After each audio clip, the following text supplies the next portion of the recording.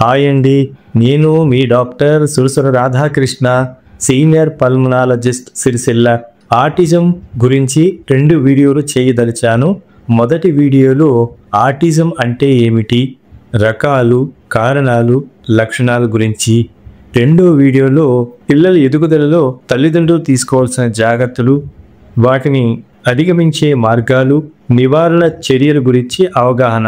ప్రస్తుత కాలంలో మానసిక పెరుగుదల లోపం కారణంగా చాలామంది పిల్లల్లో అనేక వ్యాధులు గురి అవుతూ ఉంటారు. అందులో ఆటిజం అనే సమస్య కూడా ఒకటి. వయసుకు తగ్గట్లు పిల్లల్లో రావాల్సిన మానసిక పరమైన పెరుగుదల రాకుండా ఉండే పరిస్థితిని ఆటిజం అంటాం. ఆటిజంని మన వాడుక భాషలో మందబుద్ధి అని కూడా పిలుస్తారు. సాధారణంగా ఆటిజం లక్షణాలు 3 ఏళ్లు నిండక ముందే కనిపిస్తాయి. ఇది లింగ భేదంతో సంబంధం లేకుండా ఉండేటువంటి సమస్య. ఈ సమస్యలు గలవారు తరచుగా మూర్ఛము, నిరాశ, ఆందోళనము, హైపర్ యాక్టివిటీ డిజార్డర్ వంటి రుగ్మతలను సైతం కలిగి ఉంటారు. ఆటిజం లేదా ఆటిజం స్పెక్ట్రమ్ డిజార్డర్ ASDలో చాలా రకాలు ఉంటాయి.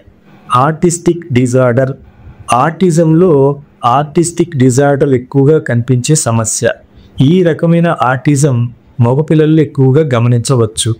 రెట్స్ డిజార్డర్, ఇది ఆటిజంలో అరుదైనటువంటిది. ఈ సమస్య ఆడపిల్లలు ఎక్కువగా ఉంటుంది. ఈ రకమైన ఆటిజం ఉన్న పిల్లలలో శారీరక ఎదుగుదల తక్కువగా ఉంటుంది. చైల్డ్హుడ్ డీసెంటిగ్రేటెడ్ డిజార్డర్, ఇది ఆటిజంలో ఒక తీవ్రమైనటువంటి సమస్య. ఆస్పర్జర్స్ డిజార్డర్, ఈ రకమైన డిజార్డర్లో ఉన్న పిల్లల్లో తెలివితేటలు ఎక్కువగా ఉండి వారు చేసే ప్రత్యేకమైన పనులలో మంచి నైపుణ్యాన్ని ప్రదర్శిస్తారు.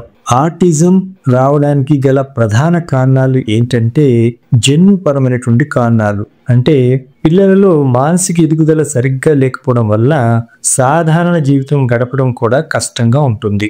స్త్రీలు గర్భధారణ సమయంలో ఇన్ఫెక్షన్ల బారిన పడడం మరియు గర్భంగా ఉన్నప్పుడు తీవ్రమైన భావోద్వేగాలకు లోను కావడం వల్ల మెదడు ఎదుగుదలకు తోడ్పడే జన్యువులు, వాటిలో స్రవించే సెరటోనిన్, డోపమిన్ వంటి రసాయనాలు తగినంత విడుదల కాకపోవడం, నెలలు నిండకుండా శిశువు పుడితే కూడా ఆటిజానికి గురయ్యే అవకాశం ఉంది. ఇలాంటి పిల్లల ఆరోగ్యంపై తల్లిదండ్రులు మరింత శ్రద్ధ వహించాలి. తల్లిదండ్రులు పిల్లలతో నాణ్యమైన సమయాన్ని గడపకపోవడం వల్ల కూడా ఆటిజానికి గురి అయ్యే అవకాశం ఉంది. సాధారణంగా శిశువులు ఏడాది వయసులో పాకడం, నడవడం, నవ్వడం, ముద్దుగా మాట్లాడడం, తల్లిదండ్రుల పిలుపులకు బదులివ్వడం లాంటివి చేస్తూ ఉంటారు.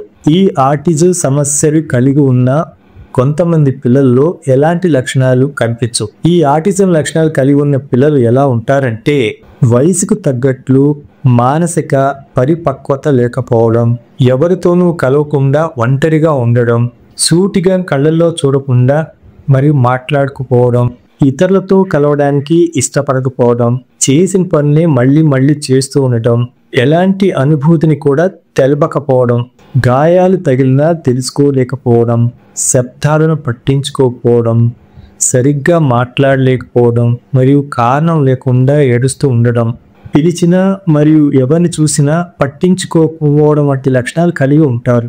పిల్లల ఎదుగుదలలో తల్లిదండ్రులు తీసుకోవాల్సిన జాగ్రత్తల గురించి, అధిగమించే మార్గాల గురించి, నివారణ చర్యల గురించి మరొక వీడియోలో తెలుసుకుందాం.